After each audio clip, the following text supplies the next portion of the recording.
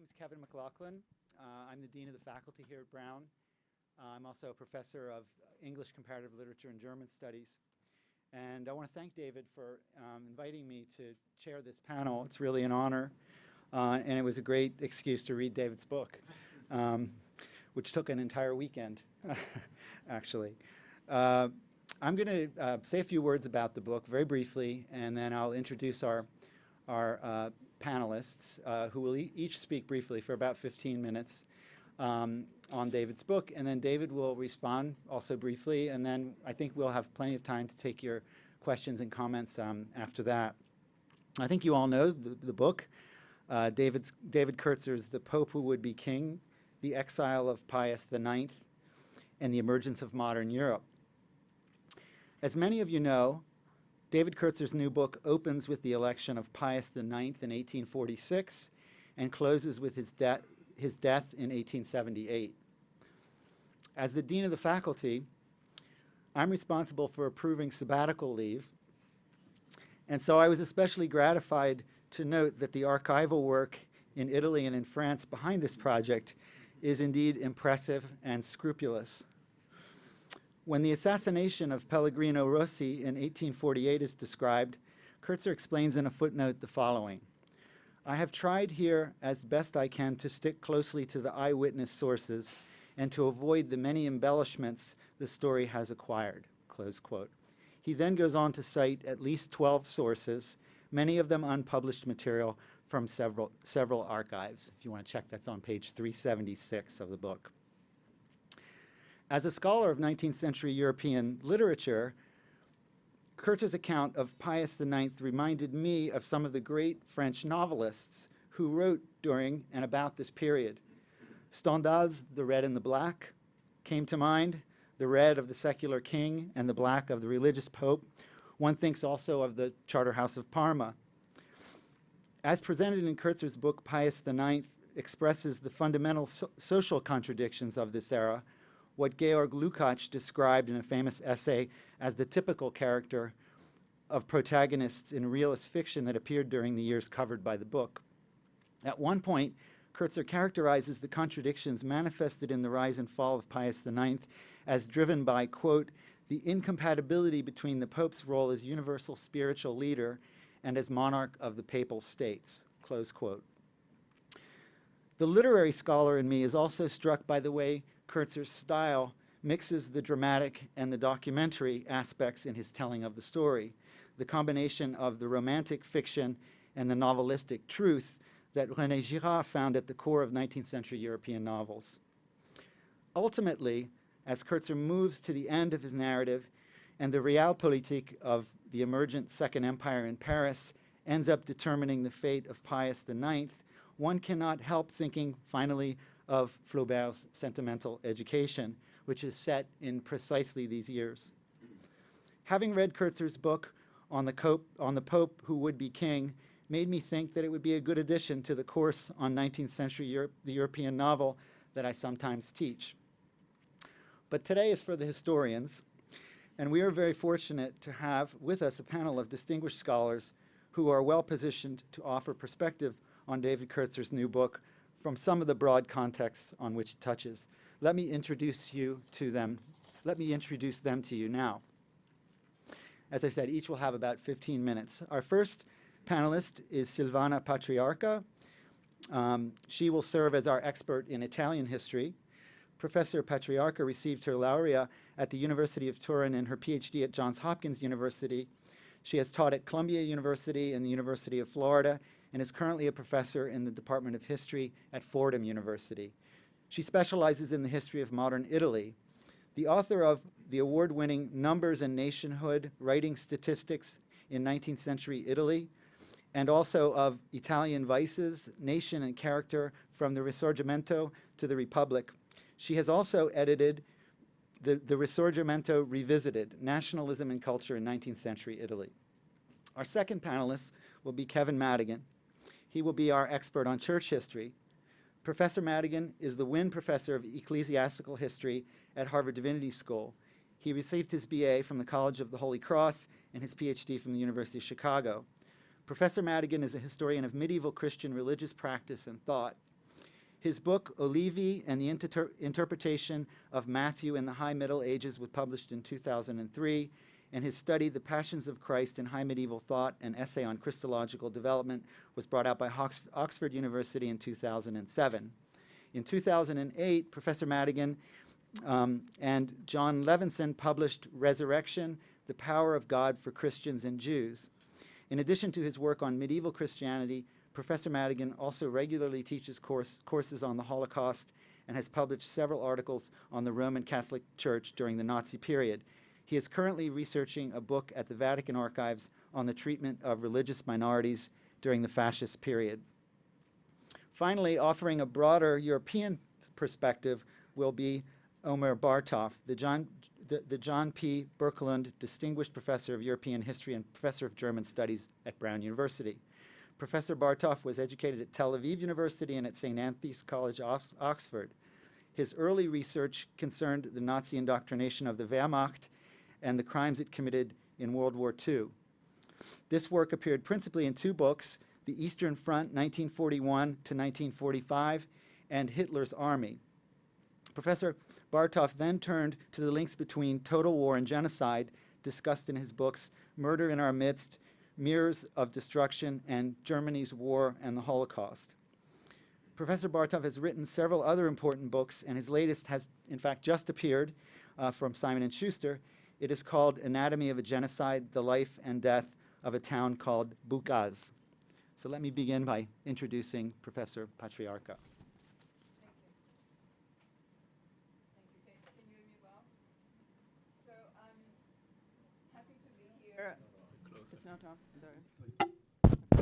Better? Okay, good.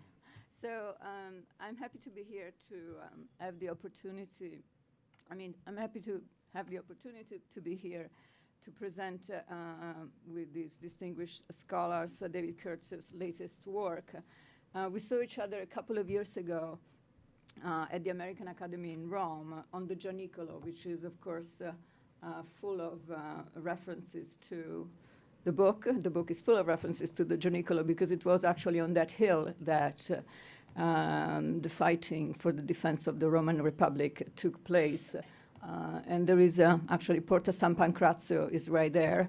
And there is actually now a quite interesting museum, little museum dedicated to the Roman Republic in Porta San Pancrazio.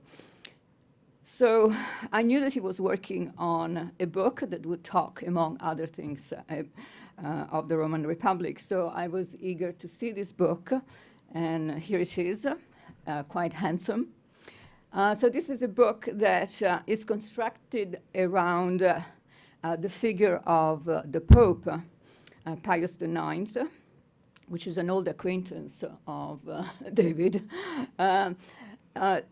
This was the Pope that first raised high hopes among Italian liberal opinion in 1846-47, when he introduced some modest liberal reforms, only to shed these hopes in 1848, when after granting a constitution, he declared that he would not support the Italian independence movement and would not willingly send his army to fight against the Austrians, even though his general had a different opinion about that. David reconstructs precisely the character and evolution of this man, torn between a desire to be popular and his determination to keep intact the temporal power of the church, what made him a Pope King, so head of a theocracy of medieval origin, still operating at the time with its ancient repressive tools, such as the Inquisition. This is a man who turned bitter and intransigent after he fled his state in the wake of the assassination of his Prime Minister Pellegrino Rossi in November 1848, of which David gives a really quite vivid description. A man surrounded by a set of, as you can imagine, mostly reactionary cardinals who pushed him to unleash a very harsh repression when he returned to power. So a man also driven by desire for revenge, who called the supporters of the Republic enemies of God, driven by darkest passions, and reserving also some very Christian misogynist language against the women who served as nurses and also in military fighting in the defense of Rome. He called them prostitutes. And he had actually a response from Cristina Belgioioso on that. But besides depicting the Pope's attitude and giving us a penetrating portrait of the character and the evolution of the Pope, the book offers a vivid reconstruction of one of the most momentous episodes of the Risorgimento, naming the making and unmaking of the Roman Republic, a very short-lived experiment in self-government, actually a radical experiment, which attracted the most famous Italian patriots at the time, who were in exile, Mazzini, of course, and the most famous of all, Garibaldi. The democratic constitution of the Roman Republic made all citizens equal before the law and gave universal manhood suffrage to all men 21 and older. The government eliminated all the privileges of the clergy, ending the ecclesiastical control of all schools and universities, and confiscated the church properties. Jews were finally free. This was the second time after Napoleon, briefly. And they were free to move out of the ghetto. The Roman Republic was created in the midst of a season of extraordinary popular mobilization, when ordinary people were frequently in the streets, parading and demonstrating their desire for change, men and women alike, eventually willing to give their lives for the government they had chosen.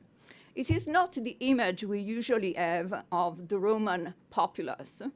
Its stereotypical image is that of a skeptical, if not cynical people, a people who do not fight, a view that cost quite a lot to the French general Oudinot, convinced that he would take the capital very easily without having to fight. And that was not true. So the Romans' political and military mobilization in the years 1846-49 gives us a very different picture of this population.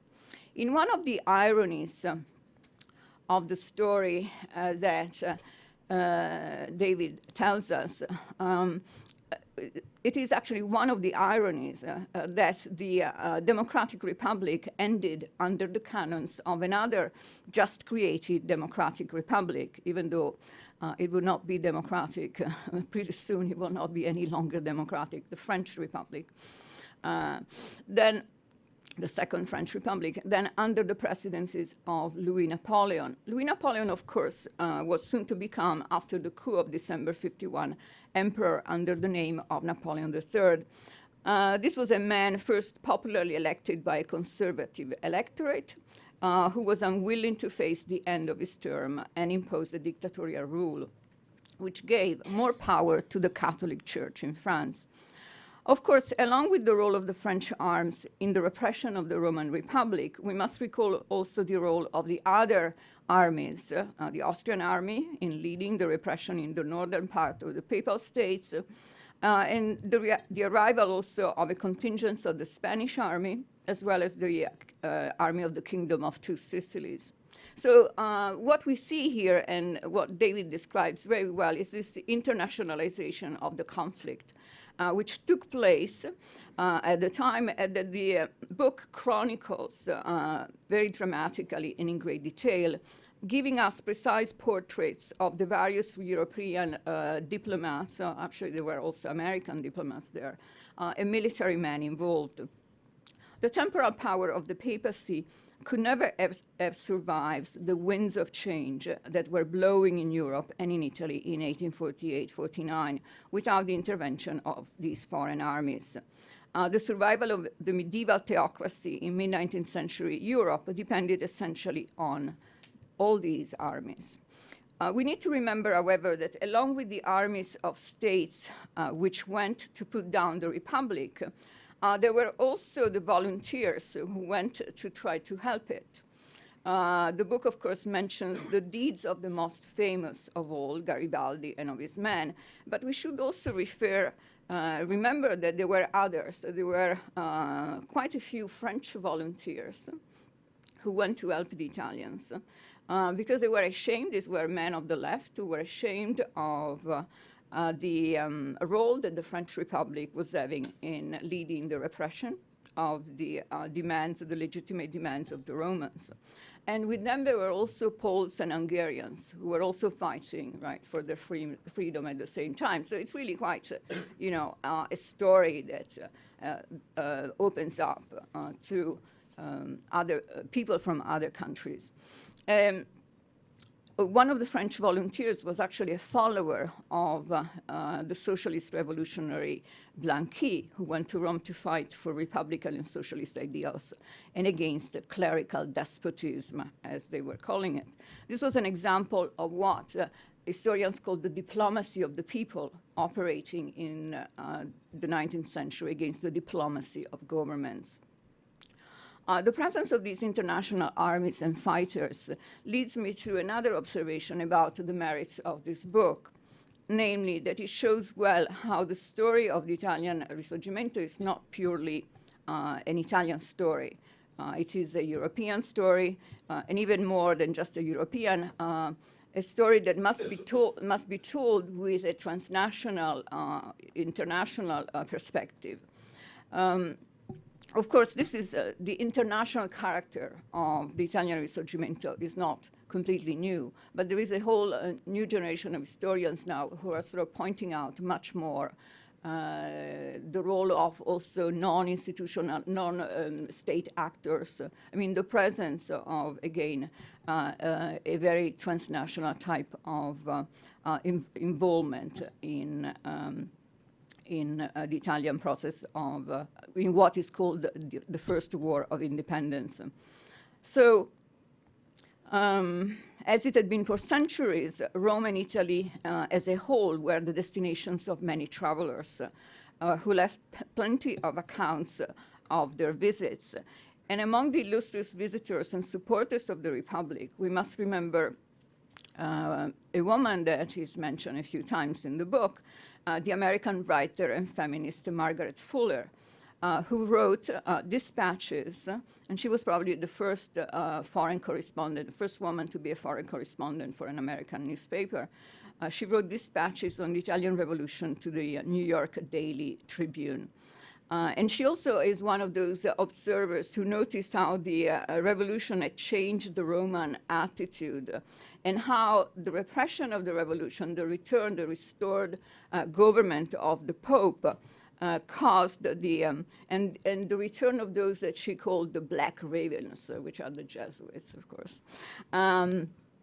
So the return of these people also led to plunge the Romans into despair and into their sort of sloth, in the more common sloth in which they dwell. So, by the way, Margaret Fuller was not just a correspondent for the New York Tribune. She was also placed in charge of the women volunteer who were tending the wounded during the defense of Rome. So, by the way, in this kind of context of, let's say, diplomacy of the people, we should also remember the British consul and the American consul who helped hundreds of Italians who had been at the defense of Rome get a visa to escape from Rome. So another well-known writer involved in the events, even though not physically in Rome at the time, was Alexis de Tocqueville, the famous theorist of constitutional rights. The figure of Tocqueville plays an important and ironic role in this story. He happened to serve at the time as the foreign minister of Louis Napoleon, and he had the hopeless task of trying to convince the Pope to maintain at least some of the modest reforms he had previously granted, not to speak of the Constitution. And needless to say he failed. Let me just conclude. A well-known interpretation of the Risorgimento has painted the Risorgimento as a passive revolution, right? A revolution that did not lead to much change. This is certainly true in terms of the final outcome of the Risorgimento, which was certainly rather conservative. But it should not lead us to forget the more radical occurrences during this struggle for unification, namely the creation of republican governments in the peninsula in those eventful 2 years of 48, 49, because besides Rome, there was also the Venetian Republic. This was the, so this Republican democratic road was the road, of course, not taken at the time. An idea of democracy which would be realized only 100 years later after the fall of fascism. Unfortunately, one must say that with respect to the place of religion in society, in the state, the sorry, I have to have a drink.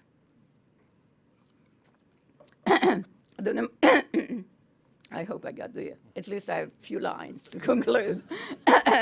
The democratic constitution of 1948 was, in fact, a step back vis-à-vis the Roman constitution of 1849, because it kept the provisions of the Lateran Pact intact, right? So what the fascists did, the concordat and the privileges that the fascists gave to the church, right, were present in the constitution of 1948, and they were not actually in the constitution, in the more radical constitution of 1848. So much for progress, right? But that, let's say, the connection that I'm making here, of course, the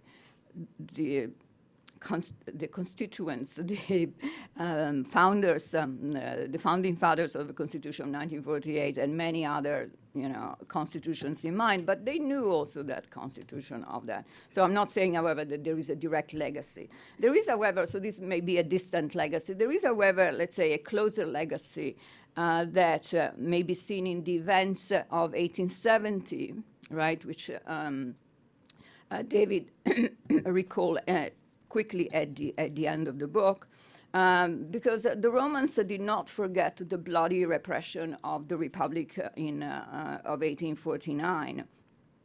And nobody in Rome, as David points out, rose to defend the restored regime of the Pope King when the troops of the Italian army arrived in September 1870, finally ending the temporal power of the papacy. Of course, in another book, David has told us that, however, there was plotting and conspiracy by the Pope later to restore things as they were. Well, he failed until he found a different regime, let's say. Okay, thank you.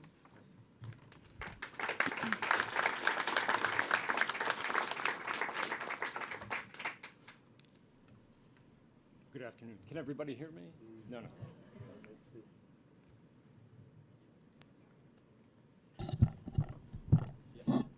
How about now? No. Do you want to sit here? I'll just change seats. Yeah.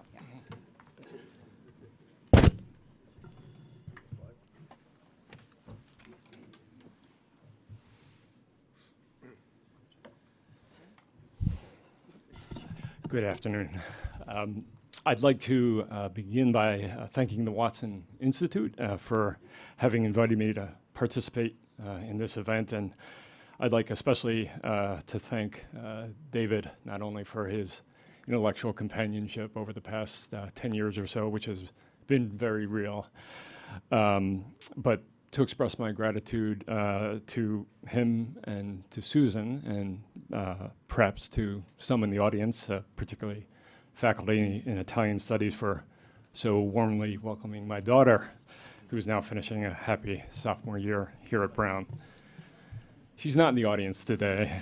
She has more interesting things to do than hear Dad bloviate, as she has heard me do too many times, but which I promise not to do today.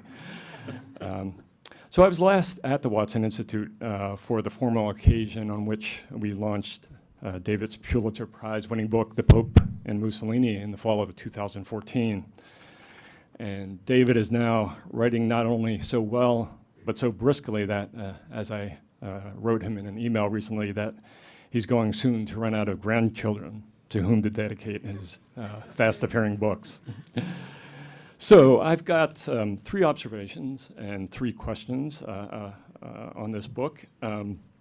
And let me begin by saying that some of the qualities that have made me a long-time admirer of David's books proclaim themselves loudly in the Pope, who would be king as well. And here I'm going to touch on some of the themes that Professor McLaughlin hit on as well. Must be Irish genius that draws to the same themes. But David is, as Kevin pointed out, an avid, energetic, and comprehensive researcher.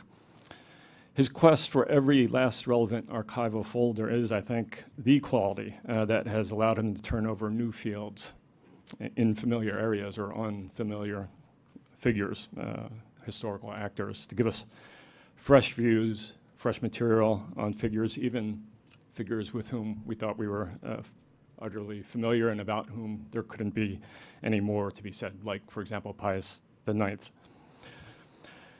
Tocqueville, and others. I counted something like 28 archival sources and an apparatus of some 35,000 words that was replete, as Kevin discovered, with interesting insights and anecdotes and enlightenment. So my first word as an historian is simply a word of thanks to David.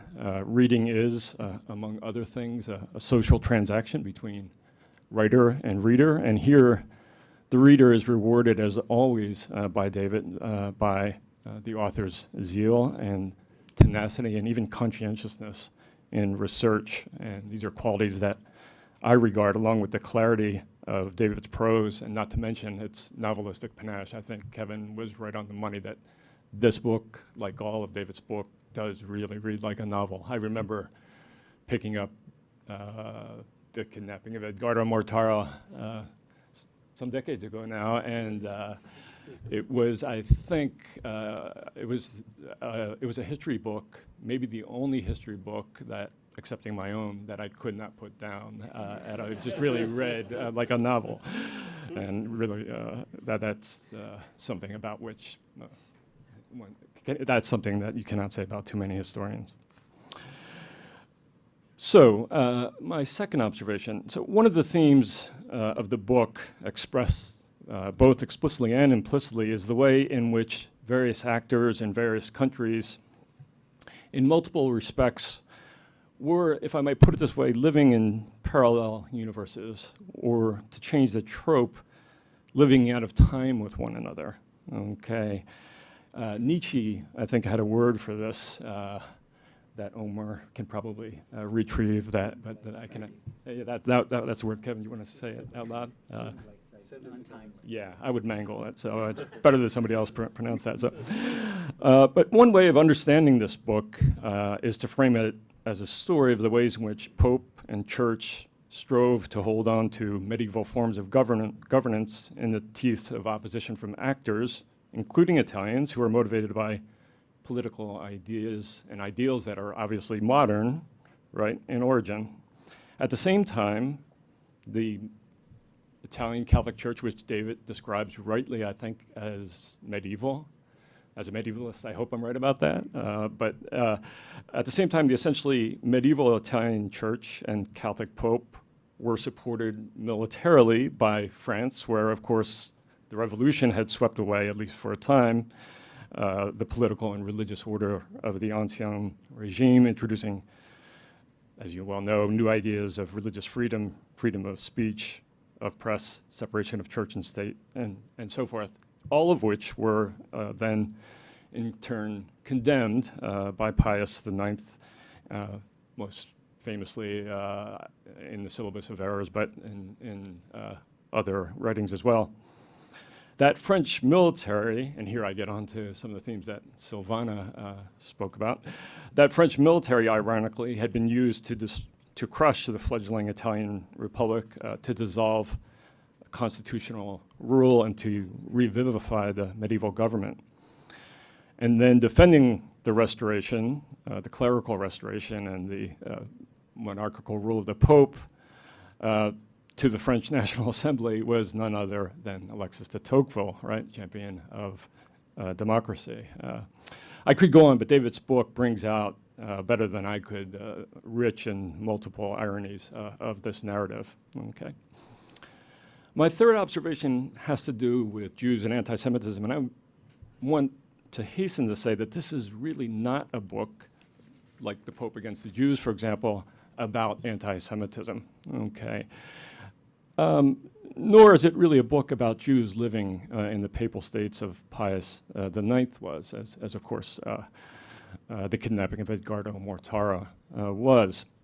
That said, the few pages that David does dedicate to the Jews of Rome and to their changing fortunes do, I think, touch on an important chapter in Jewish-Christian relations, and more precisely papal relations with Roman Jews. It was Rome's Jewish population, perhaps, that suffered most grievously, or more grievously than any other sector of Italian society when Republican government collapsed. Again, papal and ecclesiastical actors scapegoated Jews. As Silvana pointed out, when you heard the term enemies of God, that would have been familiar to Catholics, and particularly to educated Catholics. Hostis fidei, right? Enemies of the faith, right? That was code for Jews, I think, among others, okay? Scapegoated Jews, identified them as, again, Silvana pointed out, the most enthusiastic of forces supporting the overthrow of papal rule, publicly, imputing to them antipathy for the pontifical government, delight in anarchy, and an impertinence when they were briefly liberated from the ghetto. Now, attempting to get a loan from the Rothschilds to make it possible for the Pope to return to Rome, the nuncio in Paris succeeded in having James Rothschild ignore his Roman co-religionists who wanted to make the loan conditional upon the abolition of the ghetto and the ability, again, to hold real estate, to attend university, to practice commerce, and so forth. The nuncio trotted out the old but really quite insincere argument that papal ghettoization was enacted out of charity, the Pope's way of insulating Rome's Jews from the bad feeling and aggression or potential aggression of Rome's Catholics. In the end, with the help of French intermediaries, the Pope did get his loan, but recently liberated Jews were re-incarcerated in the very dense and unhealthy precincts along the Tiber, and Jewish businesses shut down. I bring this up, I think, because in a way, this small episode in David's book is nonetheless very, very important as a kind of symbol of what happened to Jews after 1789 in many parts of Europe. So where they were liberated, right, and then there was reaction against them, and they were re-ghettoized. And both David and Omer can say a lot more about that than I can, but this is kind of an epitome, a nice illustration of what occurs Germany, France, and elsewhere, okay? I was going to say something that about papal wrath being, after the Restoration, being redirected to women as well, but Silvana has nicely captured that. So let me conclude with three brief questions for David. So first, in the wake of the Restoration, there was, as David brings out very colorfully and powerfully, there was a kind of reign of terror with lots and lots of arrests, interrogations, and executions, which were instigated at the requests of cardinals and clerics and popes, the Pope.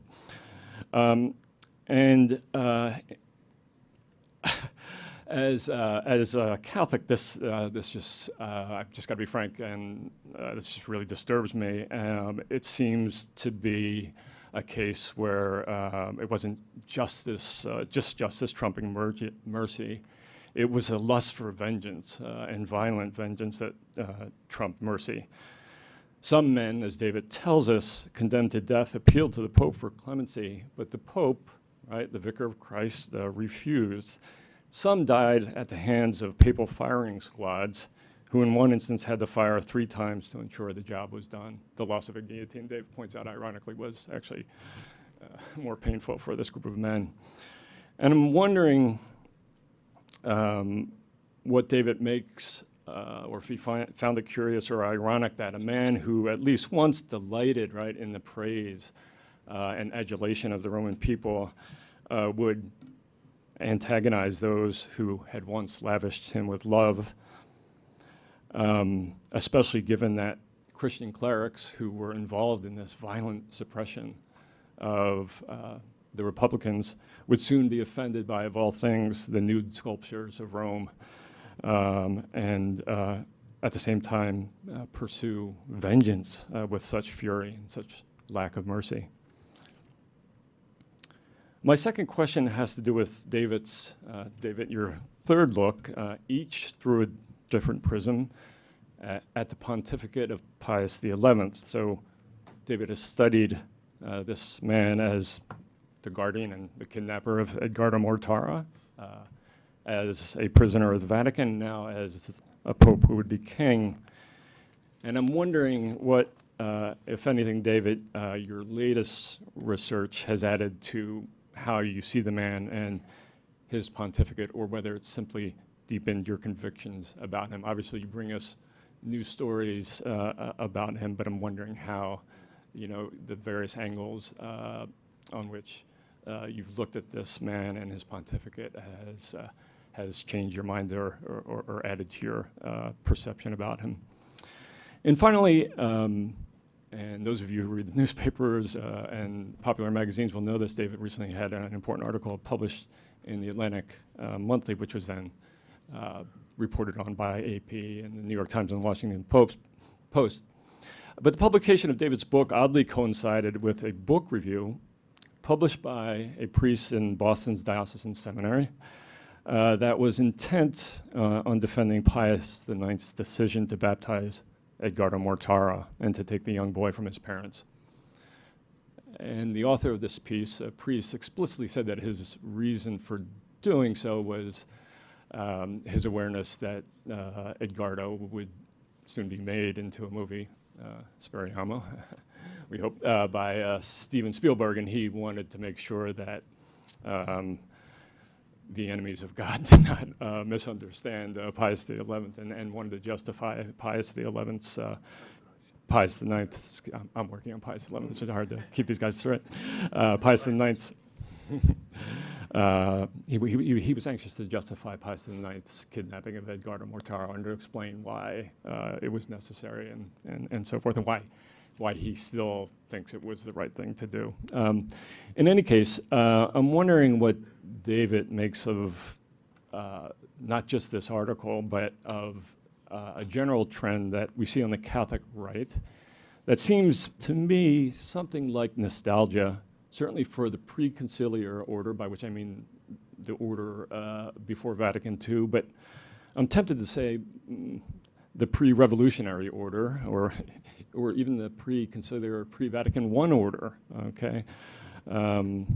Something very odd is going on there, especially since this order, this 19th century order, did involve subjugation of Italy's Jews and would require a kind of reversal of Nostra Aetate of Vatican II that I think would split the church. So in any case, finally, one curiosity of Catholic history is that many popes, whom many of us would never want to see canonized or sanctified, have been beatified. Pius XII, for example.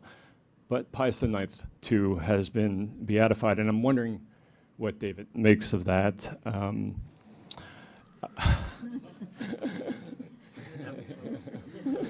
You can just write it out for me, and I'll say it. So knowing that, to some extent, all canonizations have a political component to them or are politically motivated, right? How do you interpret this? Do you see this as a kind of expression of wistfulness or sentimentality or regret for the loss of a medieval order that might somehow be resurrected or restored, or parts of which might be repristinated. Let's hope not. But I'm wondering what you think. Is this homesickness or regret at the passing of traditional values, or regret at secularization, some sort of sentimental reminiscence for the old days, what we might see, what I think David and I would see as the bad old days. But let me conclude there and look forward very much to hearing what Omer has to say. Thanks so much for your attention.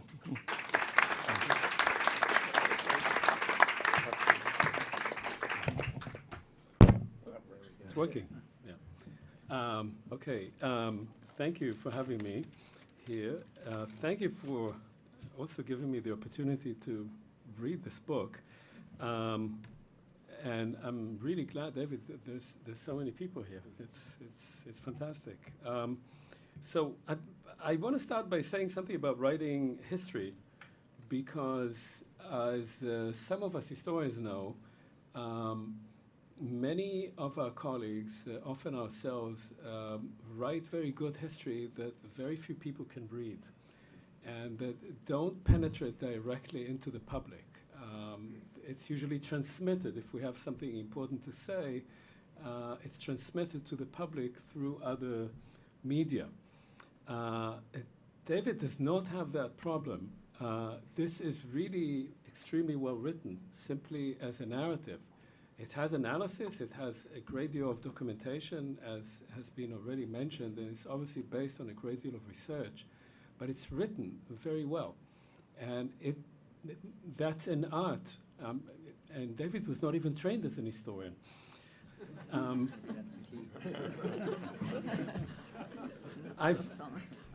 I've always said, I mean, among, say, some of the best histories of the Holocaust, one was written by Raoul Hilberg, who was trained as a political scientist, not as an historian, and one by Saul Friedlander, who was also trained in political science and not history. So this is a lesson, and a humbling lesson to a lot of historians, I would say. The second aspect on just the structure of the book is that it does something that, as some of you know, I have also become very fond of, which is it takes one relatively small moment.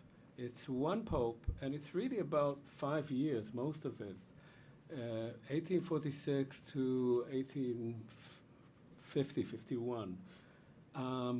And through the story of this one individual, it opens up the history of the 19th century, and I would say beyond that, very much also the 20th century, and I'll suggest even going further into our present century. And this is both a classical device and one that is not rarely done well. To tell one story of one man, one episode. Some people know something about it. Most people probably know very little about it. And it opens up the whole, a whole set of issues related to the end of the Ancien Regime, the beginning of a modern era, and everything that that meant. And I'll try to touch on some of these now. And these are, I must say, very preliminary thoughts. I was reading this book even last night, and so I've been thinking about it a great deal and listening now to my learned colleagues as well. I would say the first thing,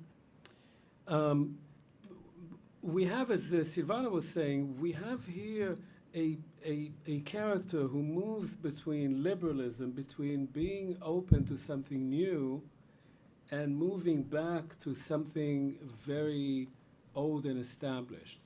We have God's vicar, who also tries to be a man of the people. And he's very much moved by that. He wants to be popular. Clearly, he wants Romans to like him. And he's upset when he's not liked. There are many characters like this in politics, as we know. It is a very common phenomenon. But he ends up being a reactionary and invoking infallibility. invoking the fact that he is the only decider, if you like, right? There is nothing beyond, apart from his truth. And I wonder if David could think about that moment in these terms. That is, that this is a moment in which there is clearly a transition, because going back to the old regime is not going to last. But there is a transition to something else. One potential is populism, is liberalism, is democracy. But there is, of course, constantly another option that's lurking there, and that he in some way may be the beginning of. It's a moment of crisis, 1848, all over Europe, and it's a moment of crisis. It is the spring of nations, but it's also the beginning of another process, of a new kind of politics. And I'll touch on that in a minute. The second is related to that, and that's the relationship that you show, I think, very nicely between religious institution, the religious institution of Western civilization, if you like, religious faith, and how that works out in the modern age. What happens when this institution that has lasted for centuries and centuries tries to step into the modern age? So in a sense, it's when the Pope stops being a king in the sense of ruling by divine right, and in fact becomes the actual vicar of Christ. He becomes not less powerful in a sense, but more powerful. But it's translated into a modern era and into modern terminology. And I was curious about that, because we, of course, in our time, I say that sometimes in my classes to young students who don't remember that, that when I was their age, we knew that God was dead. We just had to not, we had to spread the news, but we had read Nietzsche and we read Dostoevsky, and we knew this was just a matter of time that the rest of humanity would find out about that. But what happened was exactly the opposite. What happened is that faith and religion are back. And so when we talk about the transition from that institution and how it adapts, it adapts not to a secular world, because the world does not become secular. It adapts to a world in which there is another concept, another notion of faith, of spirituality.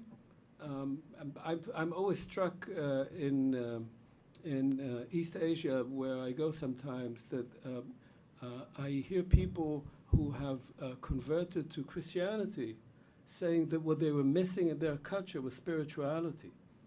And you talk about Chinese culture of thousands and thousands of years, and yet there is a sense of need for spirituality. So there's something here that I think, I'd like to know what you make of this. You of course say at the end of your book, you sort of just cite a few cases, say obviously what we've seen in the Middle East. You can see how in my own country, how religion is working in very strange ways in Israel, a country that was founded on socialist principles and yet connects itself to religion as an identity and is still working that out, not always terribly successfully. Then there is the relationship between the autocracy, old-style autocracy, and theocracy of the Ancien regime, and the emergence not only, of course, of liberal democracy, but of fascism. And you write, and very, very interesting about this relationship between France and Rome.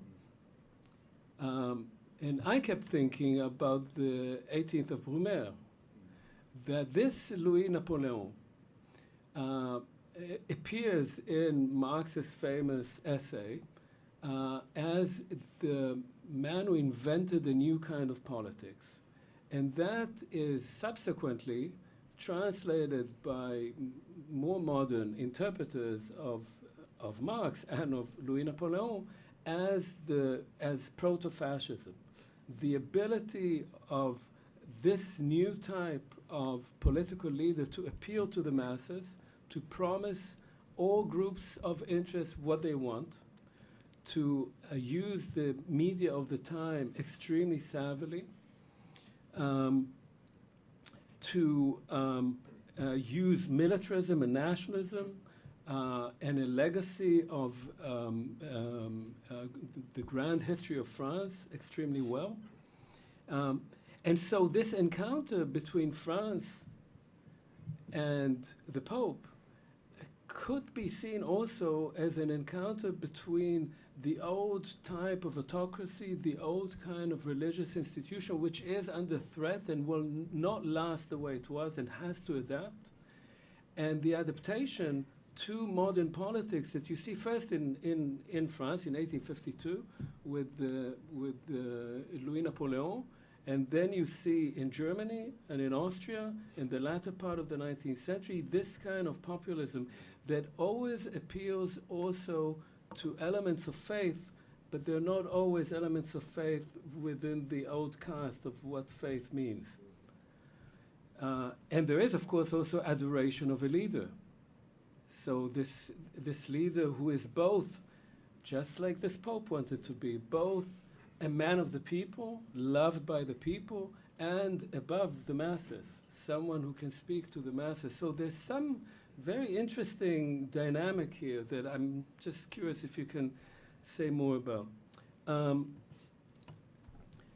Now Kevin spoke about the few sections about the Jews in Rome, and I was also struck by that for obvious reasons. So I'll just take another stab at that because I thought it was interesting in the following sense. Obviously, this is a moment of transition. Jews are being emancipated. They're first emancipated in the French Revolution, and the latter emancipations come after 1848. There is an emancipation of the Jews in the Habsburg Empire after 1848, but it's taken back, and then it reappears in the 1860s. And that is seen as the positive story of emancipation, of moving out of the ancien régime, moving out of these feudal, of the ghetto. But the coming out from the ghetto is again associated not only with liberation, with freedom, and in Rome they really come out of the ghetto, so it's not just a metaphor, it really is, there are gates and walls there. In Eastern Europe, it's not always that case, but the ghetto is more of a metaphor. But the coming out of the ghetto is associated with something else, because once the Jews come out of the ghetto, and this appears in all kinds of, between the lines in what you write, they begin to assimilate. Because once they're out, they also drop their garb and so forth, and they go into certain professions, more professions, modern professions, and they begin to disappear as Jews. It's difficult to recognize them. That creates a whole other kind of attitude toward Jews. In fact, that is the beginning of modern anti-Semitism. It is a result of the emancipation. There is a great deal of anti-Jewish sentiment before, and you, of course, talk precisely about that. And then there is the other.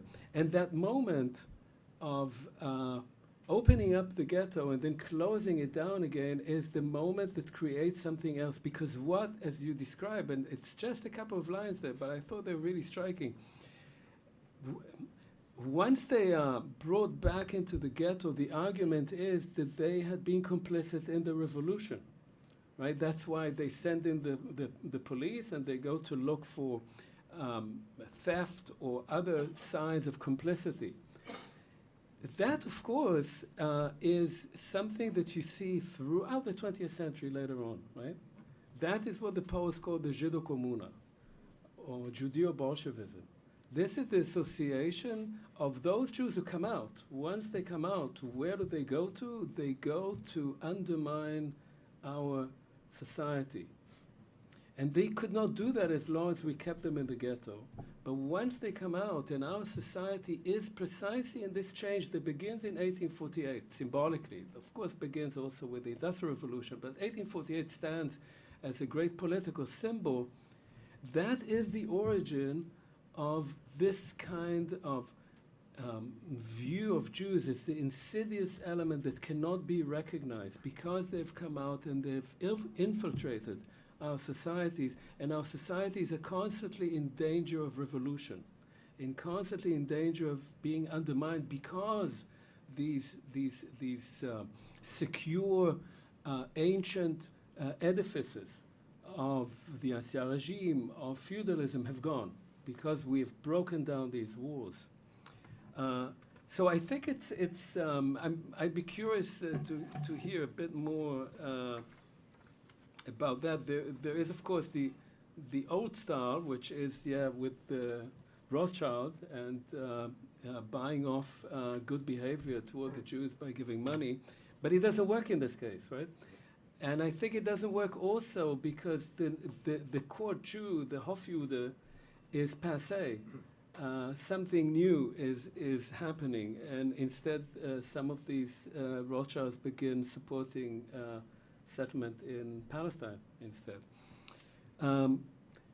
Now, I want to say another thing about emancipation that interested me.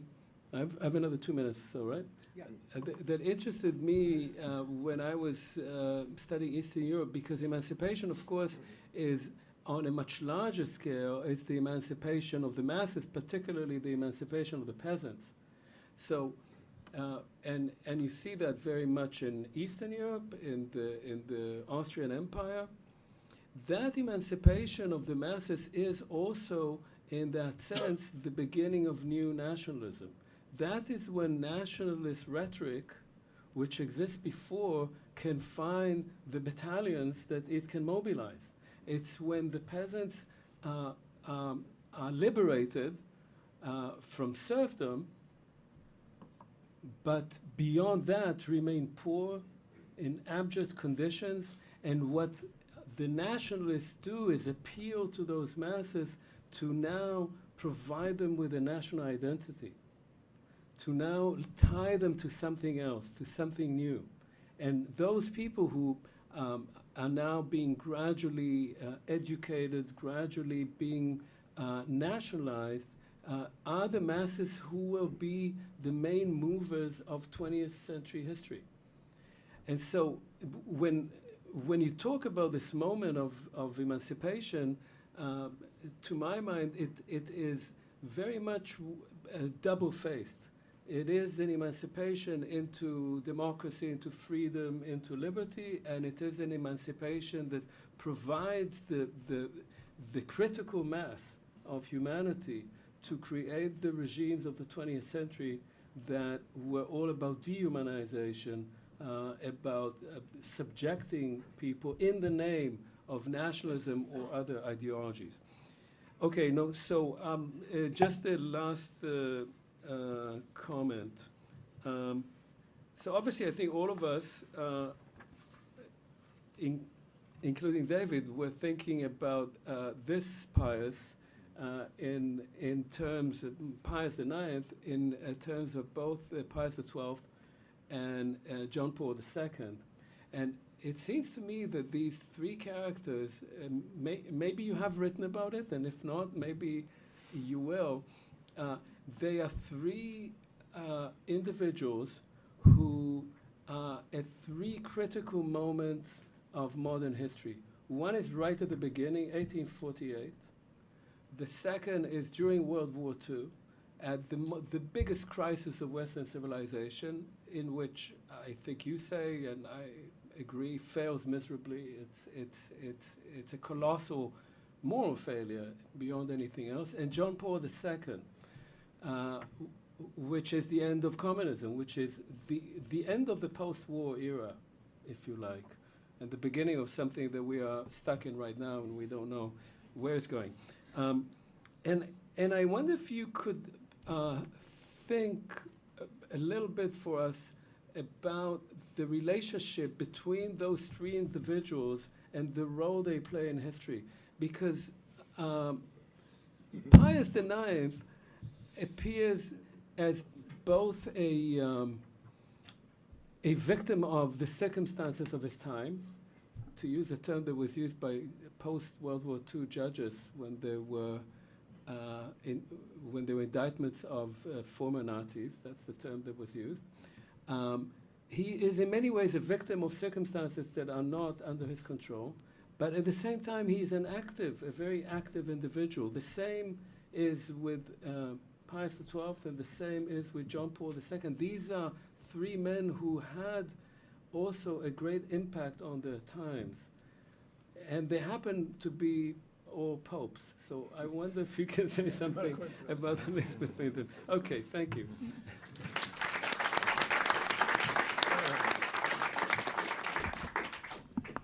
Oh boy. Well, first of all, thanks very much to my colleagues sitting around the table for having agreed to take part and having offered us such rich material for reflection. This is actually great because they said so many things that I can ignore the things that are hard to answer and pretend that we didn't have enough time to get into that, or I would have given very penetrating responses. But let me try to address some of the questions that were raised. Savannah, I think Kevin both mentioned some of the ironies of the story I tell, and I'm very conscious of that. And one of the things, from my point of view, that's most compelling about this story are the ironies that one finds. They've mentioned a couple of them, that Alexis de Tocqueville becomes foreign minister, really in charge of the destruction of the Republic, the Roman Republic, and the reinstallation of a theocracy is pretty much an irony in itself. And reading there's a very voluminous correspondence he maintains with his various representatives in Rome, and his increasing desperation to get the Pope to agree to keep his constitution. Then finally he realized the Pope's never going to do that. Well, at least keep some rights, and don't return entirely to what the Romans referred to as priestly rule, which was so hated and dreaded. But he got nowhere. One of the other aspects of this irony, he wasn't the only one who felt this way. Louis Napoleon himself did. Louis Napoleon, at one point in this story, basically threatens the Pope that unless you do what we've called for, I'm not going to be the nephew of the great Napoleon, who brought democratic ideals to throughout Europe and government of the people. I'm not going to be known as the Napoleon who betrayed that legacy. So now that we French troops have captured Rome, you're not coming back unless you agree to these terms. So one of the things these ironies also lead to, or the irony that was also mentioned about the Pope could only return to Rome. He was broke. He had no money, and Rome was partially destroyed. In any case, he had to pay the payroll and give out largesse to try to win back some popular favor. He had no money.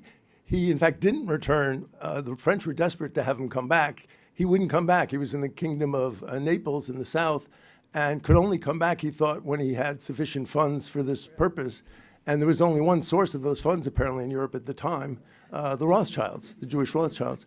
So the irony that's been mentioned about putting the Jews back in the ghetto while being dependent on the Rothschilds' largesse was considerable as well.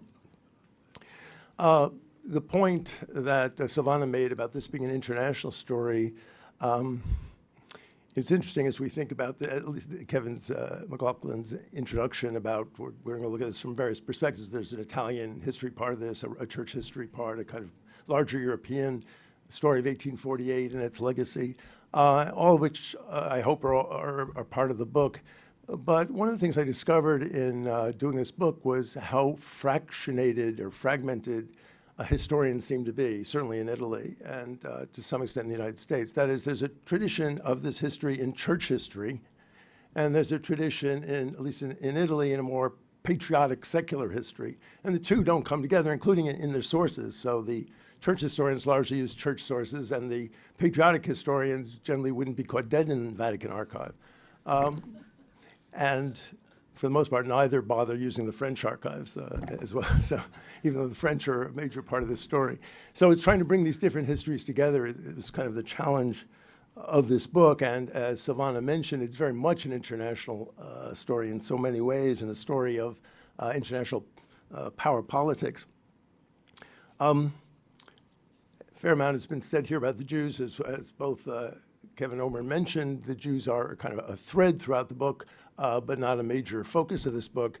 I do think the Jews are something of a bellwether in this, or the canary in the coal mine kind of thing, in this battle between a theocratic medieval view of society and a modern view of society that does not discriminate on basis of religion or other such factors. So in that sense, even though there were only about 4,000 Jews in Rome at the time and a few thousand more elsewhere in the Papal States, I think their story is a notable one here.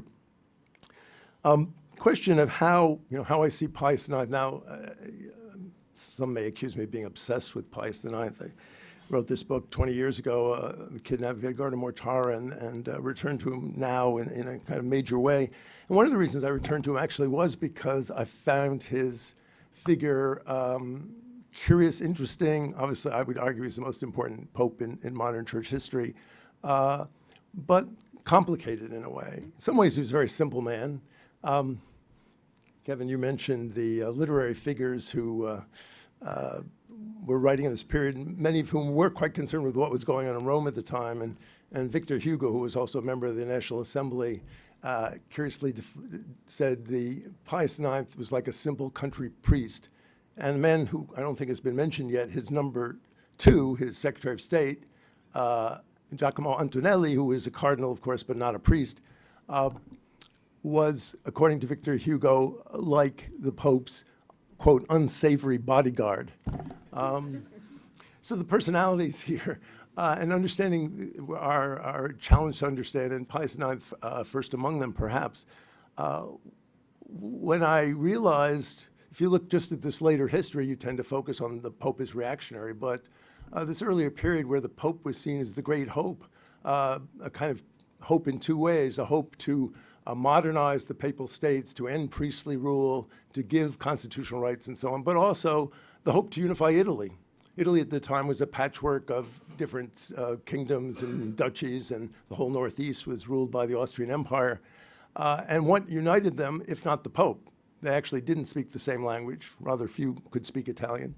But they did, 99% more or less were Roman Catholic. So there was one major trend within, certainly not the Republicans, not people like Mazzini, but another major part of the Risorgimento thought was that the Pope, if only as a kind of honorary presider over various parts of the Italian peninsula, could help unify Italy. So one of the elements of understanding Pius IX, I think, gets us into the contingencies of history that a number of other panelists have kind of brought up in one way or the other. And this is also, I think, what makes this so interesting. You really get away from determinism. If you look at, what if Napoleon had gone through with this threat? Do not take French troops out of Rome unless the Pope agreed to come back as a constitutional ruler. Would it have created war with Austria? Possibly. And if so, what would have happened? What would have happened, as we're talking about the significance of Louis Napoleon, and Marx is writing about 1848. Louis Napoleon himself, if he'd done that, could well have taken a different path. And that's, I think, part of the kind of questions that make this history so interesting. Kevin asked me about the Atlantic article. One thing that's curious to me, as I was thinking about this book coming out, I completed it a number of months ago, and initially I was hoping that this film that's supposed to be made based on an earlier book of mine, that Edgardo Mortara story that deals with this same Pope, I thought, oh, gee, this will be great timing. Spielberg film out, my new book on Pius IX, it'll sell 1 million copies. And then, of course, the film's been postponed, so, okay, I figured this, who's going to talk about Pius IX? Nobody. So to see, the week before my book comes out, both New York Times and Washington Post have stories about Pius IX. It's kind of incredible. So, without going to this whole story, the fact, and Kevin Madigan got at this, that Pius IX has recently become used as a hero of the right wing of the Catholic Church in battle, among other things, although we haven't really talked about Pope Francis, not just others, but Pope Francis in particular. This is pretty interesting, and interesting from a historical point of view, why this would be. But and this gets another question about the beatification, of course, and attempts to canonize Pius IX. It's not insignificant that Pius IX was beatified as part of the millennial celebrations the year 2000 on the same day that John Paul II beatified John the 23rd, the hero of the liberals of the church, the man who called the Second Vatican Council. And so, when we talk about the politics of making saints, clearly trying to please both factions of the church, I don't know. I never got to talk to the Pope about why he did this, but it's maybe not great speculation to think he was, doing something diplomatic here. But subsequently, there are really two Piuses who have become the heroes, the main heroes of the right of the church, Pius IX and Pius XII, which gets us a bit of that comparison. We've talked about Pius IX. Pius XII, who's Pope from 1939 to 1958, is the last Pope before the Second Vatican Council. So that medieval vision of the church, when we talk about the influence of Pius IX, it continued up until till the 1960s. And we just, Kevin was at an event with me a couple days ago when we launched the book in Cambridge, and helping me, we did it in conversation with Jim Carroll. Some of you know James Carroll, the writer. Well, he was he used to be a priest, and he was telling us that when he got ordained, he's a little bit older than I am, but not a lot, so it wasn't terribly long ago, he and all priests had to sign an anti-modernist oath. So we're not talking about 19th century here, or we're not talking about Pius X and the years before World War I. We're talking about recent times. And so this is the impact that Pius IX has had. Omer talked about the writing of history and trying to interest a broader audience in this history, and certainly that's something I've tried to do in various recent attempts. And here too, it was curious to me, this history of the Roman Revolution, the fact, this very dramatic series of events where the Pope is driven out of Rome and calls on the Catholic powers of Europe to send their armies and literally bombard the city, his capital, the holy city of Rome, into submission. That really there wasn't any book on this in English since 1907 in Trevelyan. And the Italian literature, there's this pretty large Italian literature, but it's of the sort I mentioned. There's the more limited church history, and then there's the kind of patriotic Garibaldi waving history.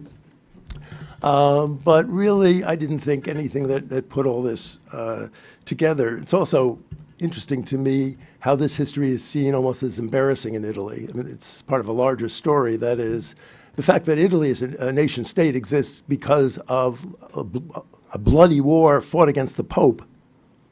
And that Pope, Pius IX, excommunicated the king and the prime minister who founded Italy and said no good Catholic in the peninsula can recognize the legitimacy of the Italian state. I mean, this is pretty powerful stuff. You would think it'd be a powerful part of a national patrimony of patriotism or a national identity, but is basically too uncomfortable to be taught to children and so forth. Better not to talk about it. So now we're talking about it, so that's a good thing.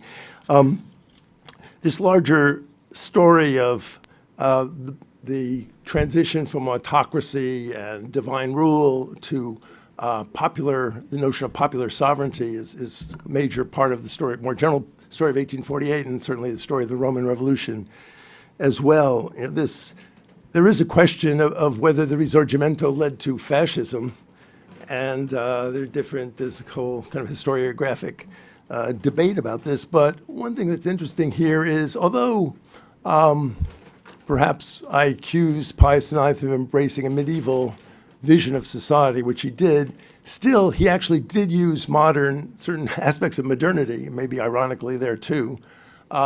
He is the first pope who's photographed and whose image is going to be distributed as postcards to Catholics throughout Europe and the Americas and Canada and so on. After Rome is taken in 1870, some of these postcards have him behind bars or show him sleeping on straw, in his prison cell because he's the prisoner of the Vatican once he is no longer head of the Papal States, no longer king, because he had proclaimed, and in fact it's right in the Syllabus of Errors in 1864, that one cannot be pope without also being king. So the use of modern media, it's not just photography and distribution of postcards, it's also the press. This is a period when, because of technological advancements in movable type and other things I don't really fully understand, you have the beginning of kind of mass-produced newspapers on a daily basis, and both sides are going to use this very quickly. One of the first things Pius IX does when he does come back from exile in 1850 is he gets the Jesuits to begin a journal to defend him, a journal called Civiltà Cattolica, which still is published today and still today overseen by the Vatican. And also there's an explosion of other Catholic presses. So at the same time as there are all these liberal presses and radical presses, democratic, there's a birth of a mass Catholic press that's a very important part of all this story.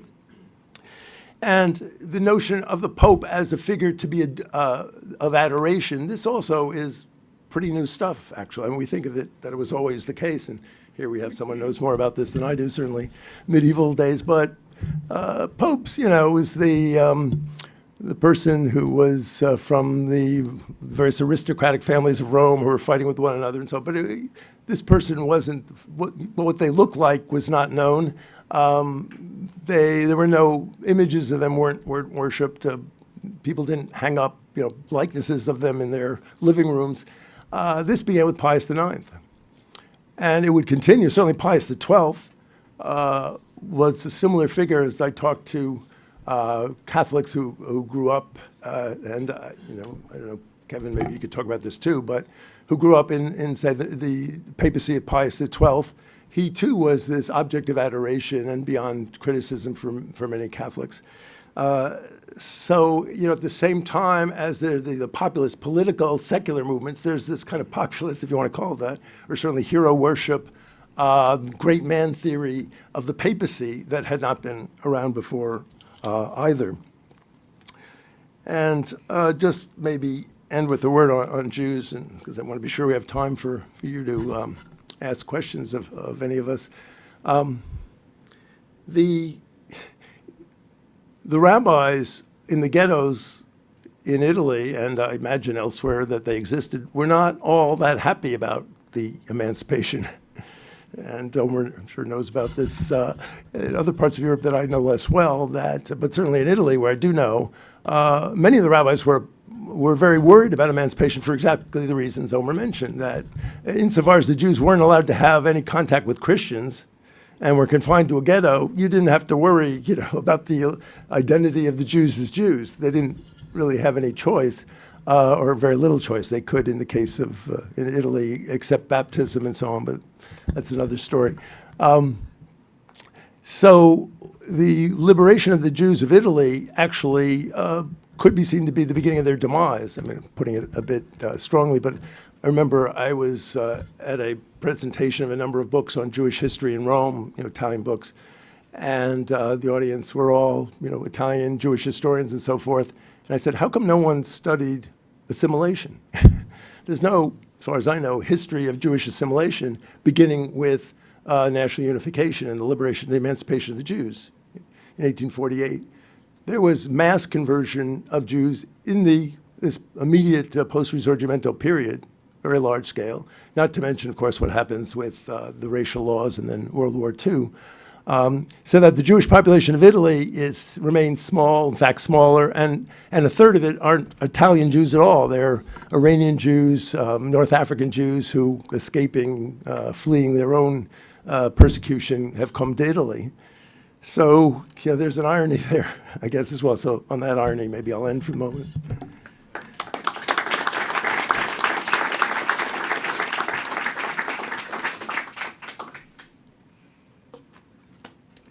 Yes. Recognize. Questions, comments? Massimo. I haven't read the book because I was waiting for David to give me a copy, so I should. But he wants me to buy a copy. The only thing worse are people who tell me, oh, I loved your book so much I loaned it to my 20 best friends. 25 years old and so on. No, so among the ironies, the last thing I was thinking actually about Kevin's question about of what the meaning is for the Catholic rite of the return of Pius IX.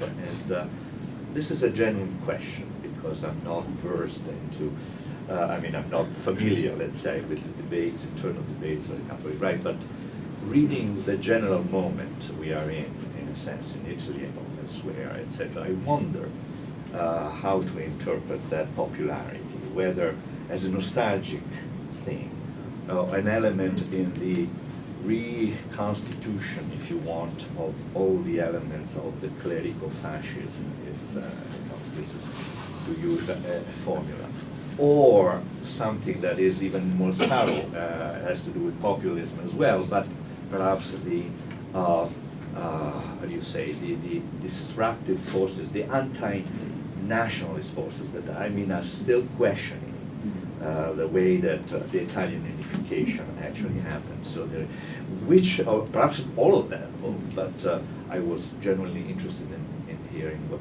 bringing back Pius IX to the present. Savannah, do you want? Yeah, I was wondering about that too, because I mean that's the policy of the church. Right? This is what John Paul II, right? So he does this. I mean, he's a very conservative pope, right? I mean, and so he's speaking. Who is he speaking to? Doing this kind of double strategy, right? On the one hand, Pope Giovanni XXIII, and on the other hand, Pius IX. I mean, Pius IX is like total reaction, if you think about it, right, in Italy. But at the same time, I mean, if I think about the 2000, what was going on? Is it the Neo-Bourbons already in place at the time? I mean, all this kind of discourse on the part of the Catholic right in Italy that it sort of comes together with this kind of political groupings in the South that reacting against the Northern League discourse about the South. And it seems like it's sort of, and they're very strongly sort of Catholic intransigent. I mean, their position is like sort of really looking back and somehow claiming, you know, that the South, the Bourbons, you know, they were not the, you know, the denial of God, as Gladstone had said, but they were actually, it was a fully legitimate, you know, state. So there is a whole this sort of, you know, start, but the Pope would not be interested with them, right, in what they say, what they think. I guess it's speaking to certain, right, more reactionary components of the Catholic Church. And on the other hand, however, he wants to also show that he cares about the others. I mean, but in his, you know, I do not know enough about what is going on in the Catholic world to really understand the thing, but, you know, you would say that he's playing what the Church often does, un colpo alla botte, un colpo al cerchio, which is a way, an Italian way of saying, you know, let's just keep everybody, you know, happy in some ways. You know, we remember these, you know, we play to all constituencies and so on. But fundamentally, you know, he was, the major line was conservative. So, I mean, it's sort of strange to me too. Why is it all of a sudden that he comes up with this idea of getting Pius IX? I mean, I think, you know, if one looks at that First Things piece in just a couple of months ago that spurred this big polemics about Pius IX and Edgardo Mortara, I think the Mortara, the kidnapping of Edgardo Mortara, epitomizes this issue from the different souls or wings of the church. The notion that Pius IX took this child from his Jewish family, ordered it as head of the Inquisition, because of his deep religious beliefs, that this child, having been baptized, had been supernaturally transformed, and it would be horrible, not least to the child himself, to have him return to the Jewish family. And so he is said to have, the Pope is said to have later told his child, Edgardo, you should realize you've cost me dearly, you've cost me my kingdom. I'm not quite sure he actually ever said that, but he probably, we know he felt it, I think. And from a conservative Catholic point of view, that's heroic.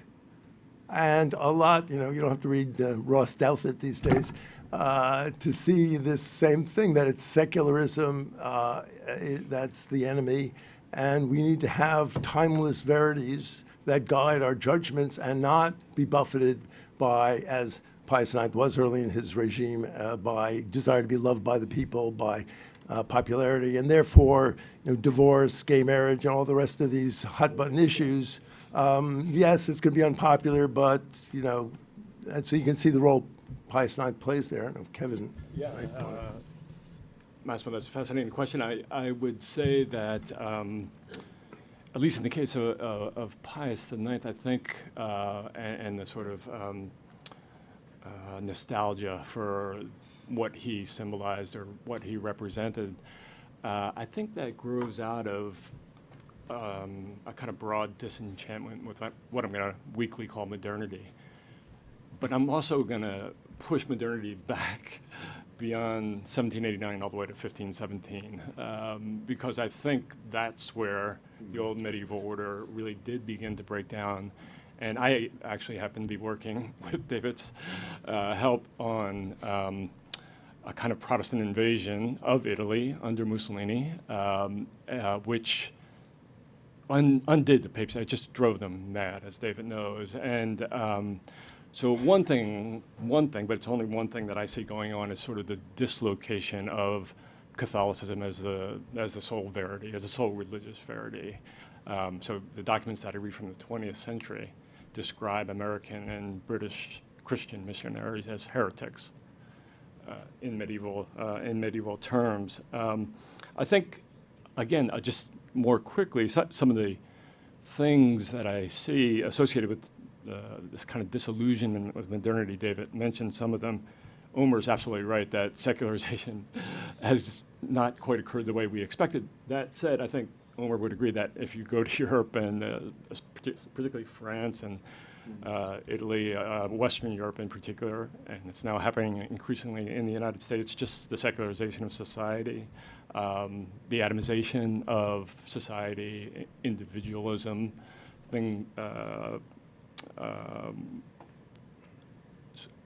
a sense that human life can have meaning, can have value, dissociated from religious traditions, and so on and so forth. I think those are some of the factors involved. Peter? Congratulations, David. Quick comment and then a question. Comment is, if anyone wonders why David's so productive, it's two things. He's not distractible, and he's really riser. His office is right next to mine. And no matter how early I come in every morning, usually around 8:30, he's already there. If he's not distractible, his door's wide open, unlike most people at the Watson Institute. And he's facing his multiple computer screens. And he doesn't even turn. I don't even say hello because I don't want to bother him. It's clear he's getting work done. So you're a model for us all. I have two screens as well, but one of them often has email on it. Yours has text. The question is, Omar's question about how well it reads, and I haven't read it yet, but you're writing for a broader audience, and you've succeeded to do that. And obviously, it's not the only book that you've done in that way, including the book that's coming out of the film.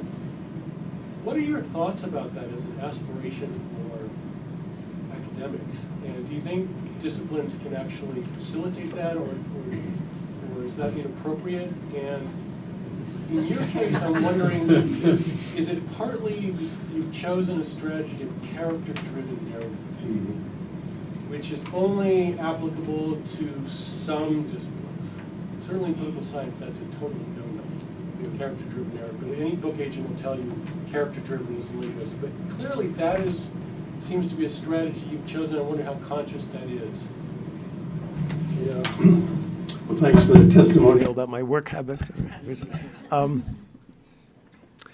Yes, well, I made a kind of conscious decision now over 20 years ago. I'd written a number of books for university presses, and of course, like our other colleagues, filled the pages of scholarly journals with articles, that life was short, and I wanted to be able to reach more people, and that I would kind of have a bifurcate career, that if I just wanted to reach scholarly colleagues, I'd write articles for scholarly journals, which I've continued to do, but I wanted to reach a broader audience, and among other things, I had become fascinated with Italian history, especially the question of religion and politics, and didn't think that most of the world outside of Italy, the whole situation within Italy is another story, knew much about this fascinating set of topics that I had encountered in Italy. So how to go about, so I tried to work on this genre, which maybe doesn't have a huge number of practitioners, which is do original largely archivally based research in which you'll have findings and new things to say for your colleagues, but written in such a way that will attract a much broader audience. That's at least the goal. It's not always that easy to reach that goal and please everybody.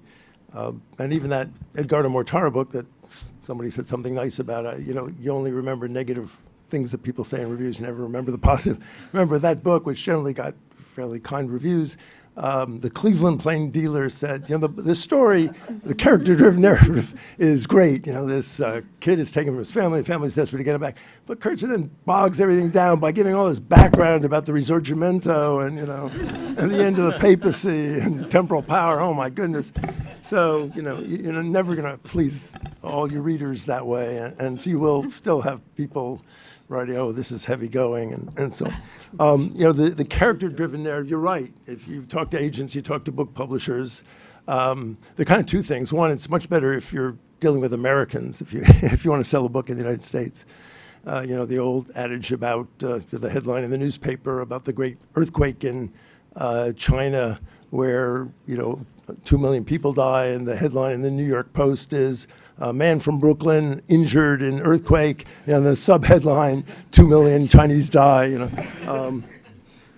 There's, or, the Stalin's adage about death of 1 million people is a statistic, the death of one person is a tragedy.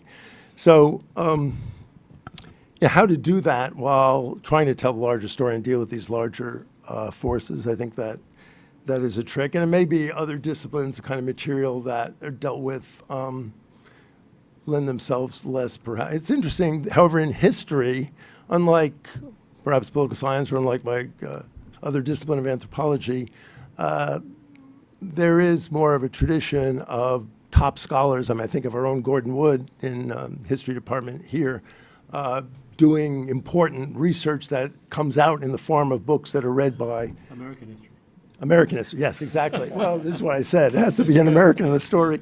So really, my book should have been titled, not The Pope, but Margaret Fuller in Rome, and and The Pope in the Revolution. That would have probably sold a lot more copies. I don't know. Is there one more? Oh, Evie, yeah. Well, I just wanted to, I know that things are really different with mass media in the 19th. This really was a leap and a shift. But, when you think about, and this is going off of, the idea of character-driven things and the character of the Pope, is that, so in the medieval period and, all the way up through the early modern era, the image of the Pope is on coins, the image of the Pope is printed, the Pope's image as a coat of arms is over every household. So it's not that a photograph does have a particular valence that I think is different, but I think it needs to be talked about a little differently than just an image, because there's also iconic images of the Pope that circulate before that. So I'm interested, I was really interested in Omer's, the statement about assimilation and how it's just such a fascinating subject, and the idea that it went that. One of the real fears in the early modern period was that you would not know who Jews were, and that they would look at things and see things. It was really, very atavistic in this weird way. So, there were sight lines that were changed. That's part of what the walls were about. So the idea of separating society out in order to control that figure of the safe conduct and popularity of the figure of the Pope, who's the coin of the realm, who, when he went on Possessio, the ride from the Vatican to Lateran on his coronation day, was routinely pelted with rotten fruit and all of these things. So you really did have to protect that figure of the Pope. It becomes impossible. And I don't know much about that period between the end of the early modern era, I guess, and Pius IX. But what is that figure of the Pope in that moment? Because it seems like those medieval fears come back with the sort of thing that Omer's talking about, the dangers of not knowing who people are. The photograph of the Pope, his face makes him more real at the same moment that, you don't know who is a Jew, you don't know who other people are. So I think this idea of images and imagery and keeping people apart and together really is an important moment there. Yeah, I mean, well, there's so much, and we all want to get to our reception. Okay. In a That's second, all right. but let me Think of just it as say, a comment. well, no, I think it's really interesting to look at that evolution. So I certainly didn't mean to suggest that images of the Pope weren't around for many years, but the images often bore very little likeness to what that actual Pope looked like. Mm-hmm. And even Pius IX, if you look at the images and some that are reproduced of him that aren't photographs, many of them bear absolutely no relationship to what he actually looked like. So some devout, Catholic in Canada or wherever, does an image and of the Pope, so the notion of the kind of personality of the Pope as embodied in the face of the Pope, I think that's what is new really there. So leaving aside the question of, it is true that in terms of the Jews in the ghetto, there was concern about being able to see a building of a Jew, let alone the actual Jew himself, and so having to wall up various sight lines for that purpose in earlier periods. All right, well, I'll just thank the panelists again. Thank you. Thanks, Kevin.